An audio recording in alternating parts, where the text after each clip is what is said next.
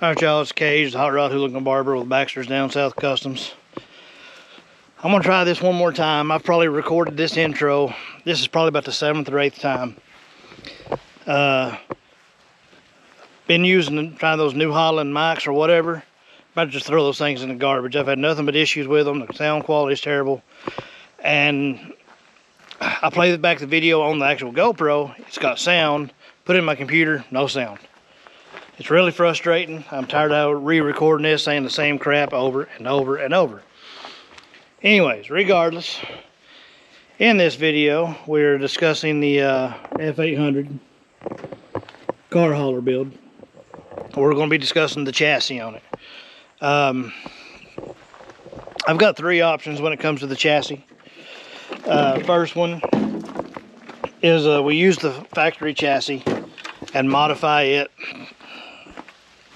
And I mean, we got to clean it up. It's got a few issues for the factory one. I like the idea of using the original just because I like using the old stuff and original stuff. It's a 9.5 inch frame, 3/16 thick, and then part of it has another 1/8 inch section lined in.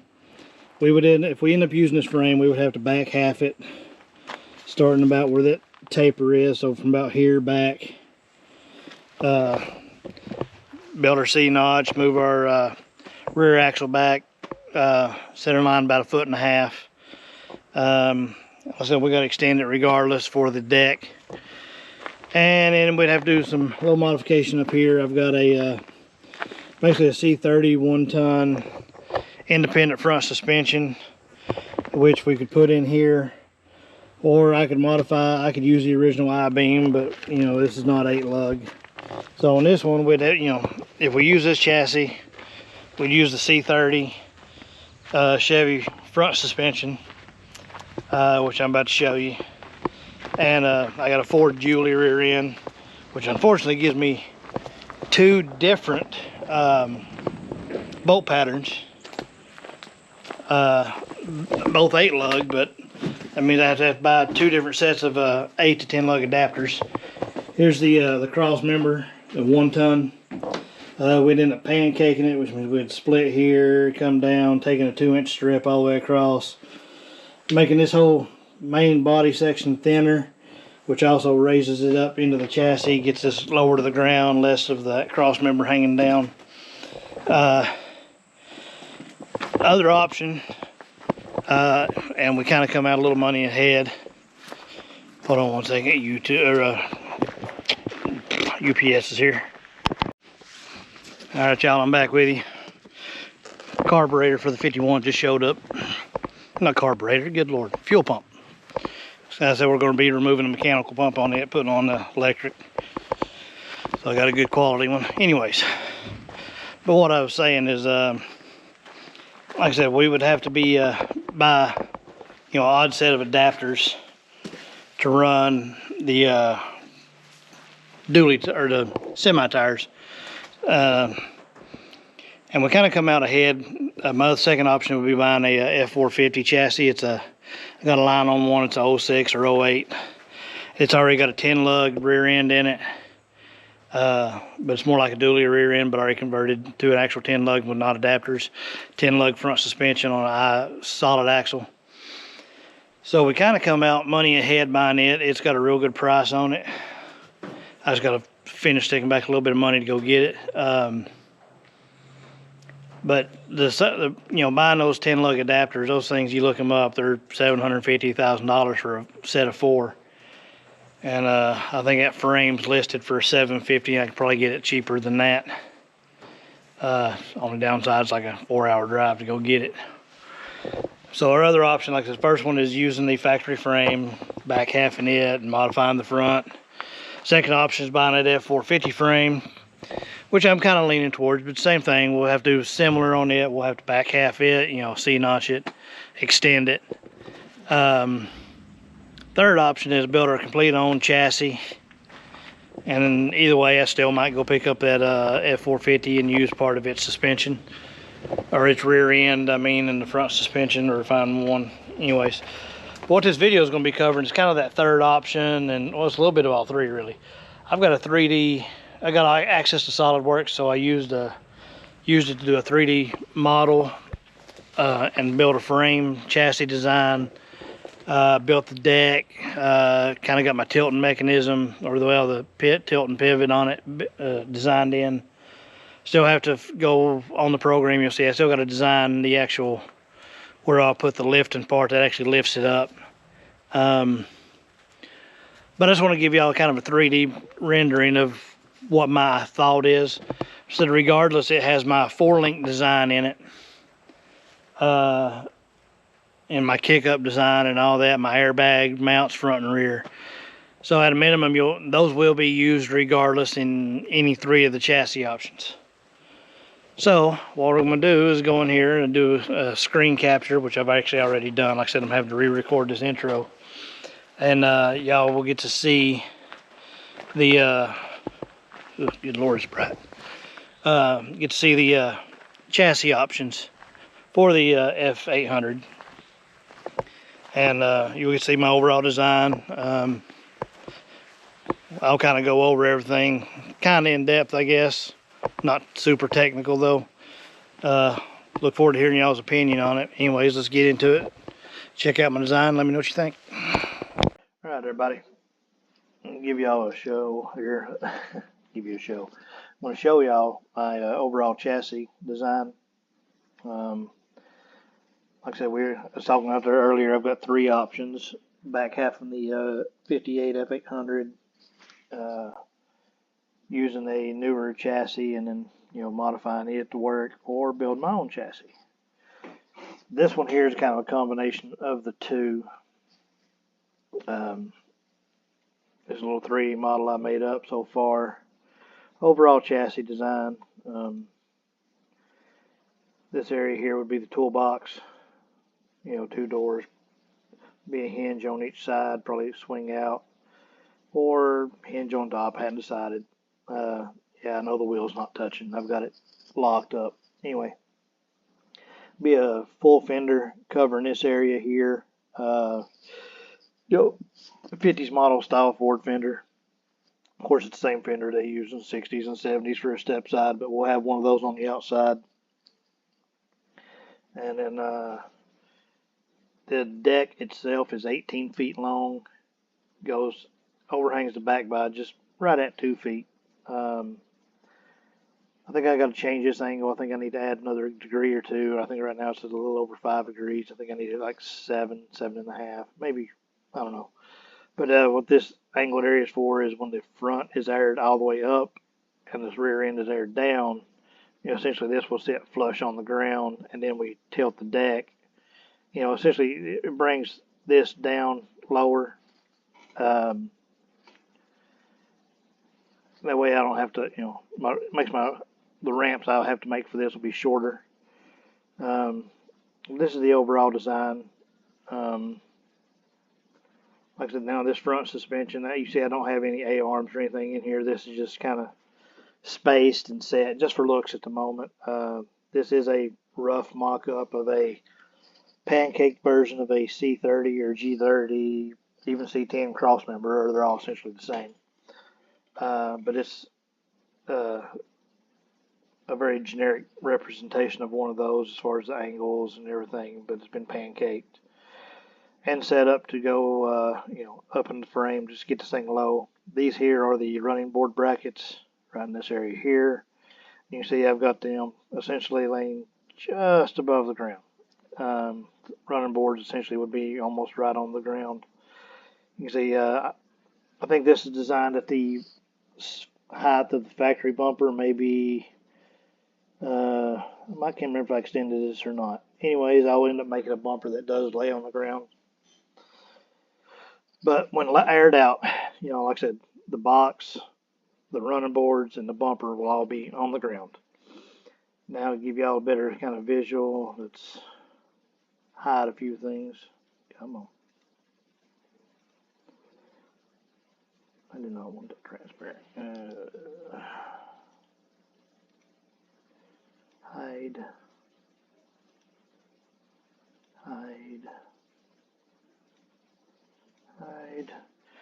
Alright, now we got just a view of the deck. tell you what, let me go ahead and hide this as well. Just to give y'all a better look. Alright, so the deck itself, you know, of course, it needs to be pretty sturdy. It's going to carry a car. These are 2x4 rectangle tubing.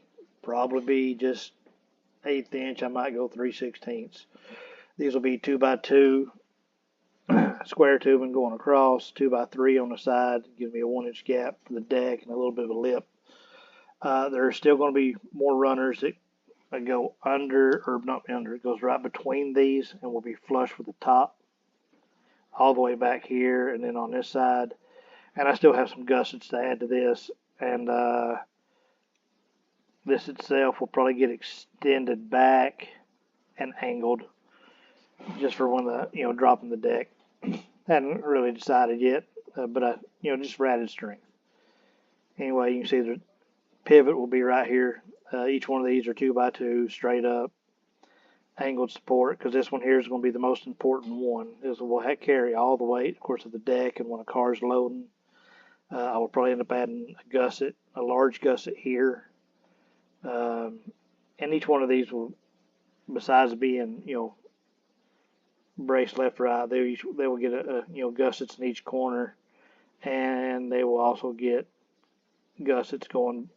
This one here will get a gusset going back, and then all these to the front, or, you know, in between. They'll be plenty strong. That's what I'm trying to get at. All right. Now let's remove the deck. Like I said, there's a better view of the uprights. So, you know, each one's got a cross support. Once it starts tilting down, you see I've got a little channel V'd out at the top. It's kind of the plan. That way, if it is a little off, it'll hit the V and slide into place, both sides. It gives you kind of an idea of that overall. Each one of these cross members right now, these three currently matched where the cross members are on the original frame outside. You know, I literally measured, you know, all the distances are right from the front bumper to where the running boards are to this cross member to these. This cross member here is the one that currently would have the carrier bearing in it. It will actually I'll probably have to extend this drive shaft a little bit, and this one. This design is the lengthened frame, so the wheelbase has been moved back about 1.5 feet, and from the back of the cab, which is approximately here, to the back is right at 16 feet. I think the overall of this from front to rear is about 25 feet and 4 inches. Now this is a very generic dually rear end. I've made up basically a 22-inch wheel, 30-inch tire is what this is representing. That way, you know, I want to have my proportions correct. That way I kind of knew what everything would look like. Now let's hide these.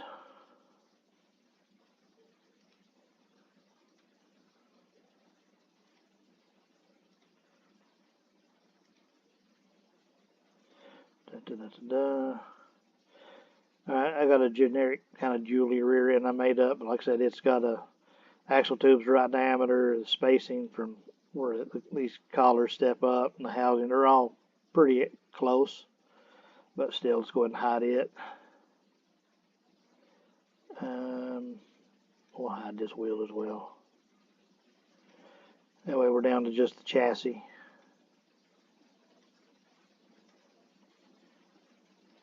Alright, now nothing in the way. So, as right here you can see, this is our overall 4-link design for the rear. I'm probably going to use 1 3/4 or 2-inch tubing, at least 3/16 wall.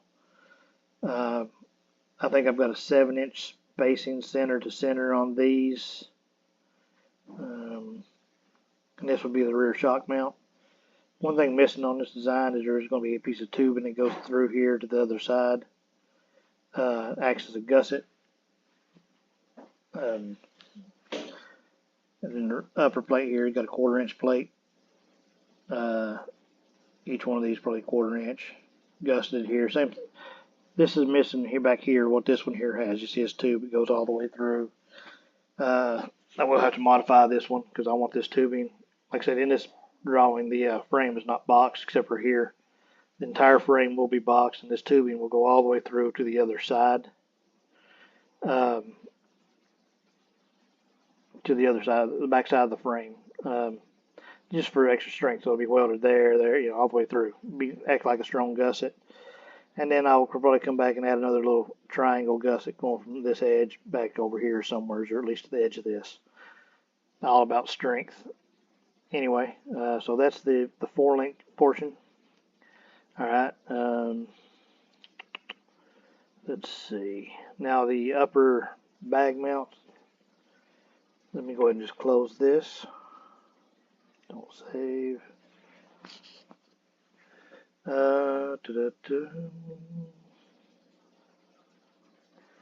Here's the lower bag mount for the rear. These are spaced. It's about 1 3/4 inch gap between them because that's all the room I had to get it between it, the rear end, the distance of the frame, and the part of the step on the rear end. Of course, I'm missing one of the bag holes here. I'm sure somebody's noticed that already. But overall, this is a very simple design. It allows for 3 bags. That way I've got the 2 main ones. And then when I have a load on it, I'll have a helper spring, or basically a helper bag that, you know, help carry a little extra weight. Bottom design, said I will end up adding a gusset plate basically all along the bottom, and we will probably see how we got this rib. It goes all the way around. I will probably continue that rib off this one and down to this, and do another one this way, just for a little extra strength, and maybe even add a crossbar or 2 on the bottom, just for strength. This is going to be supporting all the weight of the deck and, you know, the whole truck, and of course a car on it, onto that rear axle. And there will be, of course you don't see it here, there will be a top cap to help reinforce this. That's the lower bag mount. Alright. Upper bag mount. I currently designed this one when I was designing the kick up. So, you know, this is if I wanted to just make a kick up by itself, I would, but this will get extended because it's going to be one full boxing plate. But it's similar to the bottom, except for I have a 2x2 square tubing, or it might be 2x3. Yeah, it's 2x3, I think. I do not remember. It's been a little while since I did this design. There to there. Hold on, that is not right. Easier, just measure. There. 3 inch. Yeah, so 2x3.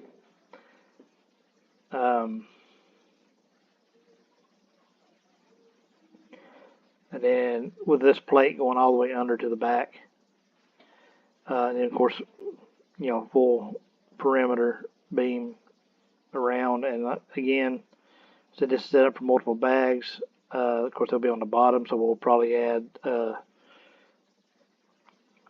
another gusset that's going, you know, straight forward, just to help carry the load, spread out the load, and then gussets coming this way as well.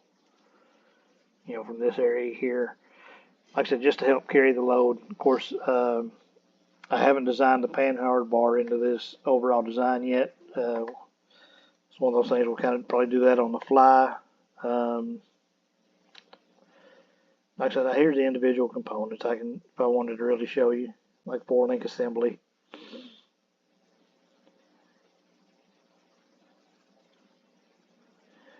I did 36-inch bars when I designed this, so it's 36-inch center to center, but it gives you just kind of a general idea.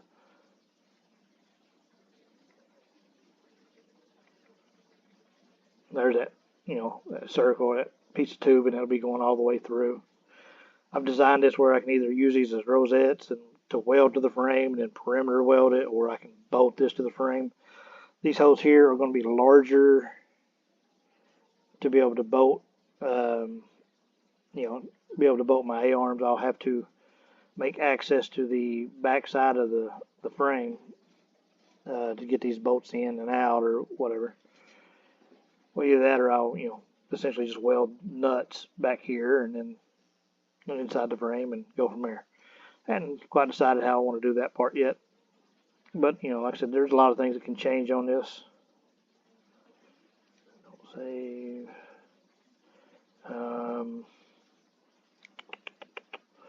Let's see what else I want to show you real quick. A lot more parts that just don't show. Going back to the actual frame itself. This will load. I'm on now, anytime. No.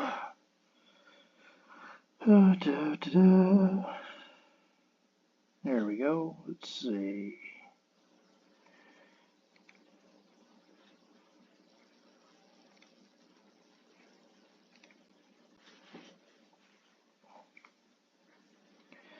Alright, here's this overall view of the frame. Like I said, it will be fully boxed if I decide to build it.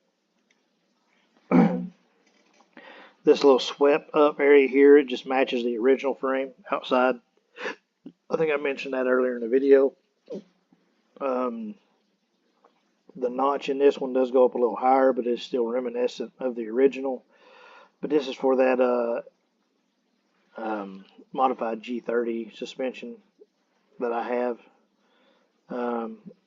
There does have to be a little bit of a kick, a little notch in towards the front and a notch out at the back for that suspension. I'll have to show a picture of it. But I wanted a nice swept kick. I don't like the ones that just, straight with angles. A sharp angle is actually a very weak point in a design, structurally speaking. Arches are overall stronger. So, and it looks better. Like I said, there might be some changes to this. There's one change that will have to be made. When I designed this initially, this is 9.5 inches top to bottom, 3/16 wall all around, which matches the original. And I've done that. Basically, if I wanted to back half that frame, I could get a 4x8 sheet of 3/16, and I could make from here to here roughly, and then just back half that other frame, and I'd have that whole nice back section that would match. Problem is, if I'm making this out of flat plate or flat bar 3/16, it's the tallest my local metal supply has, I think, is, I have the option of an 8-inch or a 10-inch.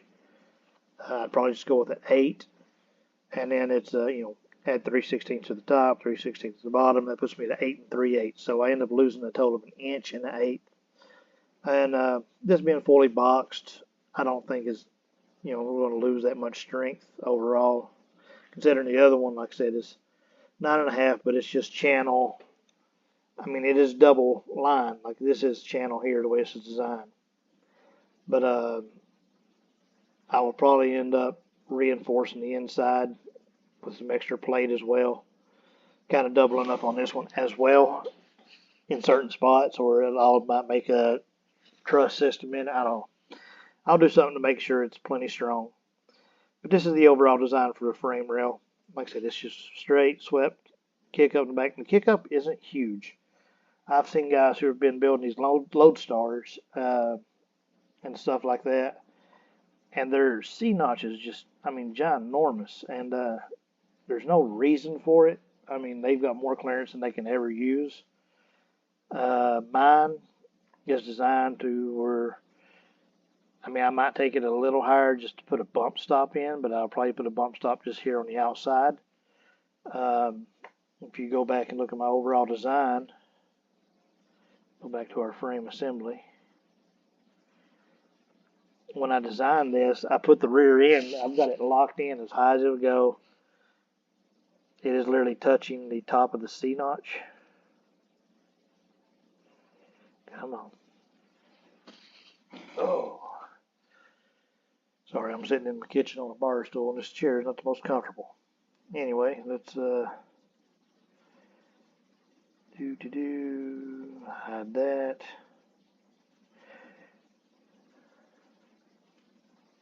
Hide.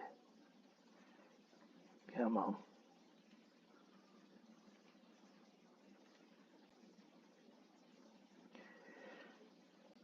All right. Crap.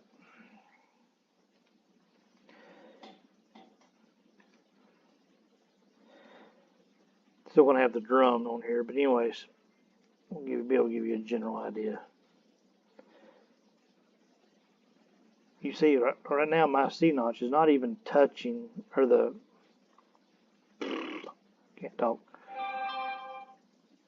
top of this axle tube is still a couple inches away from the top of this C-notch. And this is not a huge notch. If you look around, let me go to this other side.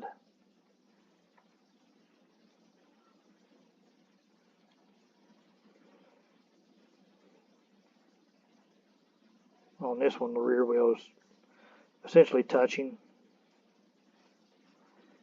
Everything else is just above. It's hard to get in here to see that because there's all the other parts of it. Let's see. Hide.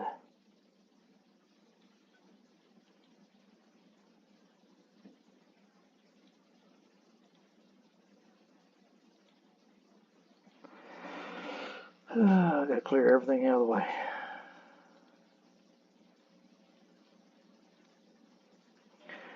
There's just probably our best visual. You can see, still see, I've still got a decent gap here, and we're not bottomed out. How I come up with my measurements, like I said, this is based off the original frame. Essentially, I took the size wheel I was going to be using, tire wheel combo. Like I said, this is 30 inches, so the center of this axle is essentially 15 inches from the top of the ground. And then I know the measurement of this chassis. I said this is 9.5 tall. I measured the running board brackets here, and they actually go, I think it's 4 inches below the frame. So putting them 4 inches below that 9.5, and then you know, that kind of let me know how far down the chassis itself could come, and then I could position this, and you know, I could make the kick up around it. Didn't need a huge kick up. This is it does taper. It gets a little thinner here. Let's see. Measure from here. I think it's 6.5 inches right there. So that's as thin as I'll let that get. That's still beefier than most. You know, it tapers down about 3 inches total. It'll only be about a 2-inch taper then to the new one. As a matter of fact, since I do have this extra gap, I could probably add another inch to this if I wanted to, or at least ½ inch. Make it a full 7. Anyways, but and I've had a few other thoughts. Let me clear some of this off again. Like I said, all this is subject to change. I haven't, nothing set in stone on this chassis. Like I said, that's a good thing about this is a good tool to figure out what you want to do. Like I said, the fact that this is going to be supporting a vehicle, I have considered making a truss style suspension off this. Like keep this part here just the way it is, and then run a piece of, say, 2x4 tubing inside, or 3x4, whatever, just on the inside of this tubing from the top straight back to here and down and forward and back, and then of course little zigzags across, and then my upper deck supports off of it. And that would really strengthen up the back. It ties all. I would have a straight line from here, you know, to here, and then this whole big bottom section. It might be overkill. I don't know if I'm going to do it. It's just a passing thought. I am going to design it up one day. That way you guys can see it. And I know there's some guys with much more techno expertise out there than me. So we'll talk about it and go from there. You never know. Like I said, I'm open to ideas. you know, if you think of a better way to do something, let me know. I will definitely listen to your advice. Now, whether I follow it or not, you know, evidently it's up to me. But I will listen. I ain't just gonna think that I know better, because Lord knows I know I don't know anything, everything. Anyway, that's enough on this computer, because I know this is kind of a boring part, but I know some of y'all would probably like to see that. This is a good tool. This X Design, whatever this website is here. It's 3D Experience, 3D Creator Home Design. That's what it is. Anyways, you can get SolidWorks through them instead of just going through SolidWorks and buying a program and maintaining it, you know, repaying every year. This is like 45 or 54 or something like that dollars for the year to use SolidWorks. And check this out. I mean, I've been designing parts. A lot of these are repeats, but look at this. Stores every one of them. I've got so many things on here. There's front bumper tire. You know, I'll make an individual parts, and I'll go make assemblies. I mean, everything from my running board bracket. Anytime it says it's symmetry, it's when I've done an assembly and copied it, and it automatically makes another version of it. But anyways, it kind of gives you an idea.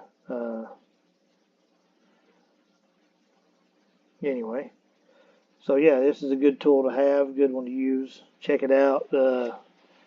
SolidWorks, it ain't that bad once you figure out how to use it. Good little learning curve, but it's not that bad. And it's, like I said, it's a good tool. There's a lot of things you can do on here. You can test stress levels of things when they twist and bind, and I mean, that's getting really in depth, but there's tutorials on it. So I highly recommend this for a fabricator. Either this or Fusion 360, where you can design stuff. Oh, one last thing. Let me show this. These are my vertical deck supports. This is kind of, basically it's going to be a 90-degree plate. I can either bolt or weld these on, and then upright welded right to the top. So all the weight will be distributed evenly straight down on the frame. I will not be bolting through the top of the frame. I might add another bend at the bottom and make this a U-channel that saddles the frame completely, just for the extra strength of it, and then maybe add like a crush sleeve in the middle, wherever these are going to be mounted. I'll say it again, it's got the, I'm going to add like a little V channel. This is just a very generic design. I'll go back and refine all this, but this way when the deck is tilting, it comes back down. If it catches the edge, it can slide over. It's just to help keep it in track, and then we'll go from there. One thing I didn't cover on the deck, I'm only going to make the deck tilt about 7.5 or 10 degrees is all I need. I don't want it to tilt too much. Let's see. Let's do this. Close. No. Just generic. Anyway, let's sketch.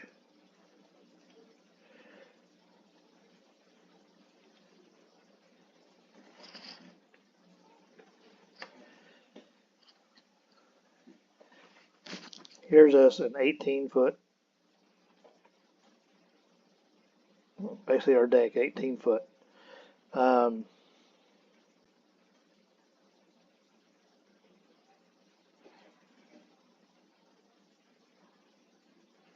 go this way with it. Anyway.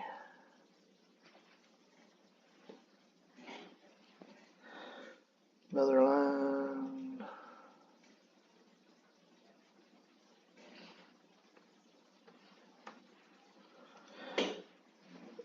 And the last thing we're going to do is we're going to set this at, this is what 10 degrees would look like, which is not overly steep. I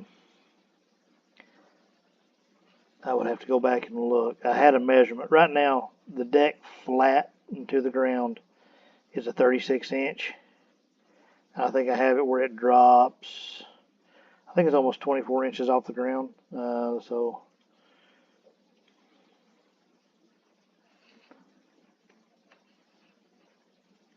let's simulate that as ground level. And then if we do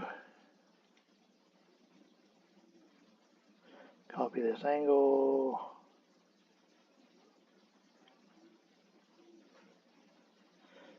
and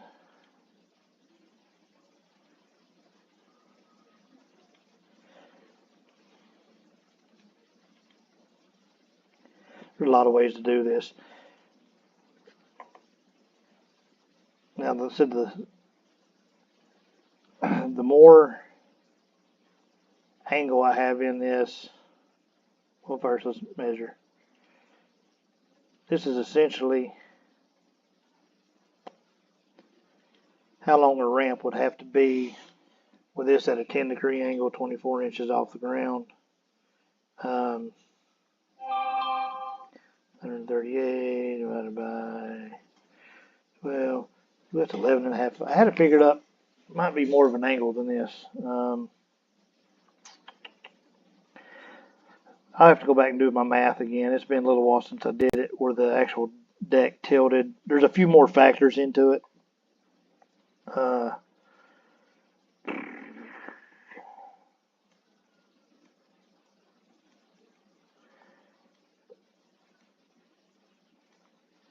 have to go back. That's not a good example.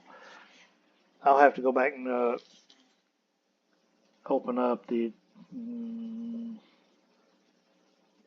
let's see. I did not want that. There's one of the parts I have to change. This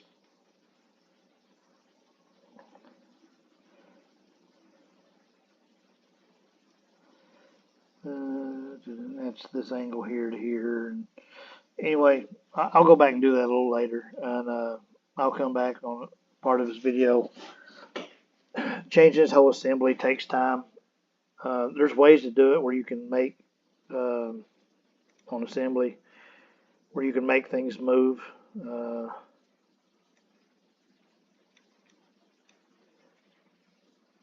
Lower, upper.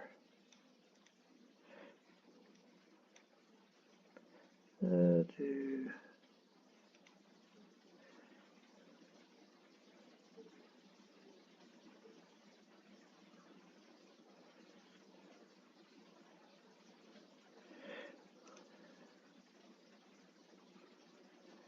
Is not.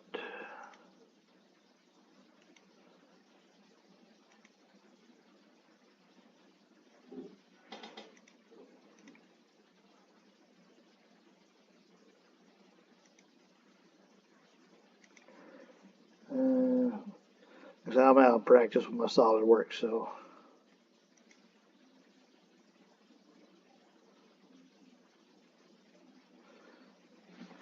I don't know if that was. Actually, that's what I need to do. Sorry. Let's do that again here. Let's go.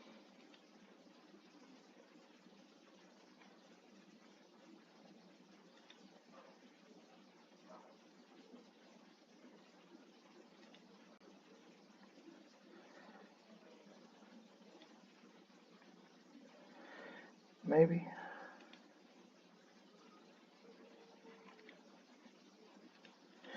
I'll play with this later. Anyway, actually, I want to edit this part of this out, I think. I will go back and change these angles. I know there's ways to do it.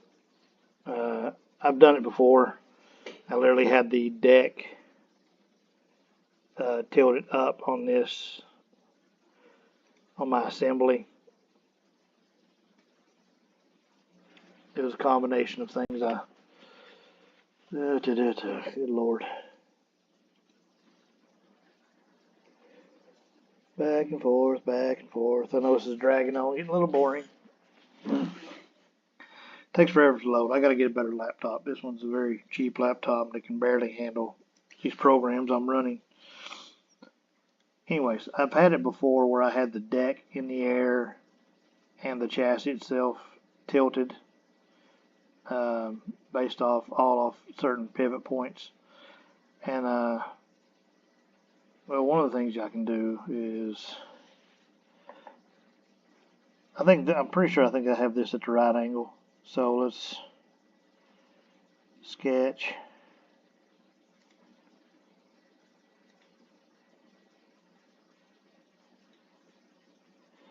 This just continues this particular plane, which would end up being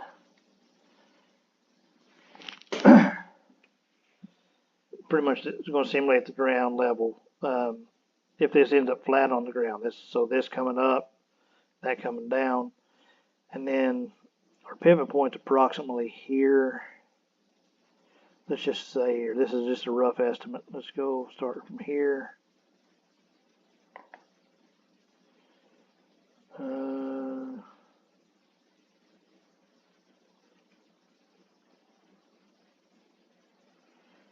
Let's go measure from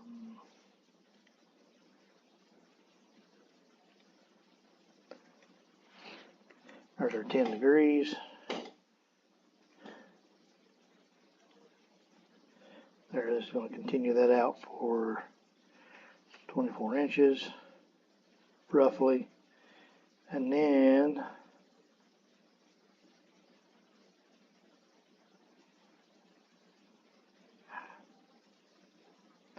sometimes it's hard to get it to shoot. Alright, now we're going to cut that. Now let's measure this. 76. And basically 76 and a half. Alright.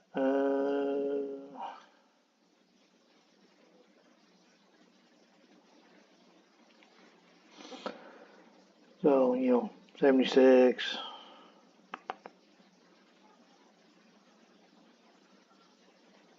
What in the world?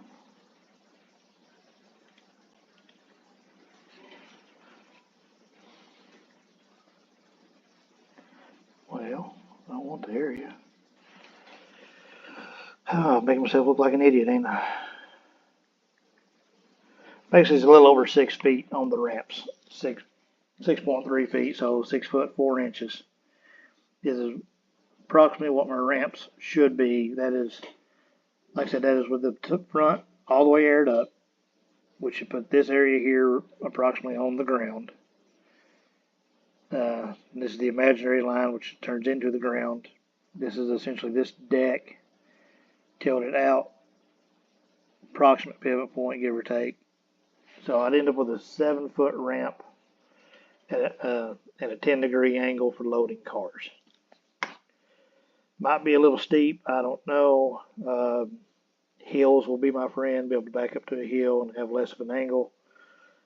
But that's the overall plan. Anyways, y'all get the gist of it. I think I'm going to stop this here. Anyways, we'll go back outside. We're going to end this part of the video. Well, yeah, I'm going to end this, and then we'll go outside and talk about it. Alright, so y'all just seen everything I was talking about on the computer.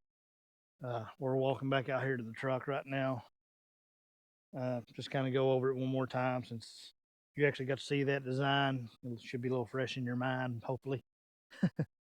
But that way it's easier to kind of show you what I'm talking about. If you go back and look at the frame design I did, here's that little bit of a kick up. It's reminiscent of that. It's very similar as far as dimensions and stuff. I think the bottom one has a little bit more of an arch than it is flat. And same thing back here. You can see the taper from there to there. I think this taper takes a little longer to taper out and gets similar thickness here. Matter of fact, see if I can find a tape measure real quick. It's hot today, y'all. They're saying at least 98, if not almost 100 today. So that's just miserable. I don't give a damn who you are, where you at. 100 degrees is hot. That's just the actual temperature. I didn't include what the actual heat index, what it feels like. Anyway, so you can see the frame right there. Actually, well, probably a better view. It's got a little curve in it, so we're not going to measure that. This all here is straight at this point. So we're 6.5 inches roughly, just under. And that's the same what I had my C-notch measured to be, 6.5. And then, 6.5 the rest of the way back. And then, like I said, this is measuring at 9.5. But this section here is doubled up, but only to this point. From you see it's doubled up.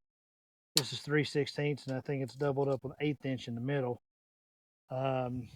just for extra strength. But that all ends right there, and then the back half is not boxed.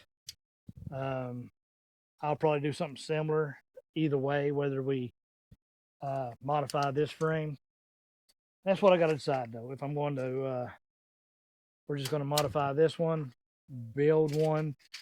And I do like the idea of building one, the challenge of it. I mean, regardless, like I said earlier in the video, we got to cut all this crap off, clean up all this.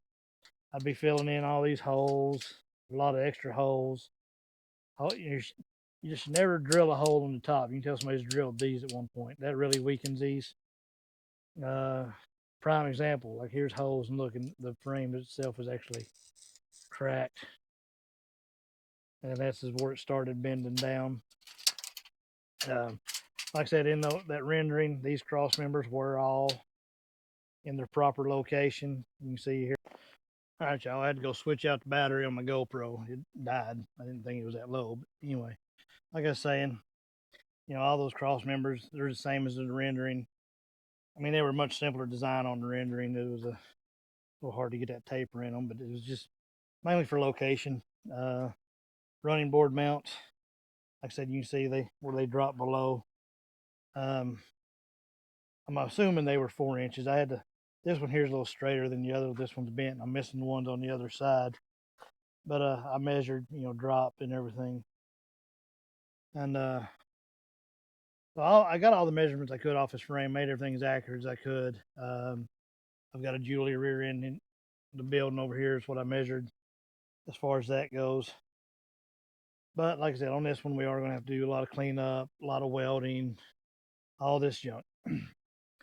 So I still have the option. Like I said, 3 options. It is fix this frame and back half it, and whatever we decide to do on the front suspension. Build a completely new chassis, or buy that F450 straight axle chassis, and modify it. All 3 very viable options. One thing that I haven't ever showed y'all for this, go here to my other little building. Hot. This is our little catch-all. Got to do some weed eating, killing outside this one. Anyway, this is that G30 cross member. You see, I kind of got this one. It is 1-ton suspension. Pretty beefy spindle here. Only thing I would be modifying what's called pancaking, taking 2 inches out, essentially from here, cutting down, or you'd come down here, measure about a 2-inch section down and around over to this. Same thing on the back side, and then just drop this whole center section down 2 inches. That does a couple things. Well, the main thing it does is it gets, this 2 inches up higher, gives you more clearance. So I've still got the brake calipers on it. There's the 8 lug rotors. Now, like I said, if we go the route of using this original frame, and I'll do the independent front suspension. Now they do make a bag kit where you put a big cut out a big 8-inch hole, put a bag plate in. Got a mount that goes under here. So that would end up as a bagged front, independent front suspension. But that does still require me to modify the front of the frame a little bit. Or if I'm using that for the if I make a chassis. Either way, it's got to be modified to make that work. And those are 8, like I said, that is 8 lug. The dually rear end is 8 lug, and they're 2 different 8 lugs, unfortunately. It's a Ford dually rear end, Chevy front end, and they have different bolt patterns. But I still have to buy adapters because I want to run the semi wheels. So I would have to. Oh, what's up with this thing? My front screen ain't working.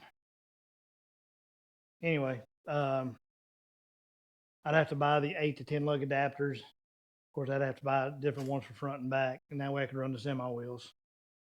Plus, the side to buying that F450 chassis is it's already 10 lug all around. So that would save us some work there. And like I said, those adapters run close to $1,000 each for repair, and I can get that chassis for under that. So I might go that route, not for repair, for a set of them. At a minimum, if I could find like one of those the rear end out of one of those F450s, for the rear end, at least save us from buying half of them. We'd only have to buy the front half. But like I said, we've got options. We'll figure it out. I just want to get y'all kind of in the loop where my mind's at on this project. That way, get y'all involved a little bit more. Love to hear y'all's recommendations, suggestions, what y'all think I should do. Like I said, I'd like to hear your opinions. Yeah, even if I don't agree with them, I'd still like to hear them. I can have a conversation with anybody about anything. So anyways, hope y'all like this video. I know it's a little different than their normal content. We're not working on anything. It's a little more, I'm gonna say a little more technical. Just me showing y'all what I was doing on a computer. But I still hope y'all like this content.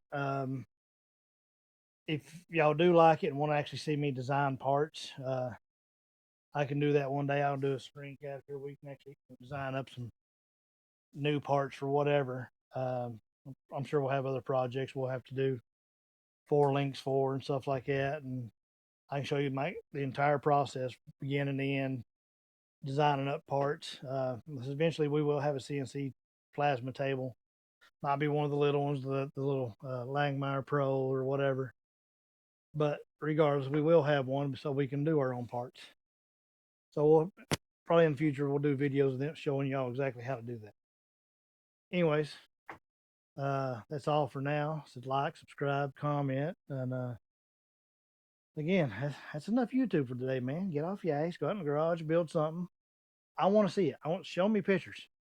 Send me links. I don't care. I'd like to see what y'all are working on. Y'all seeing what the hell I'm doing. Let me see what y'all are doing. All right, man. We'll talk to y'all later.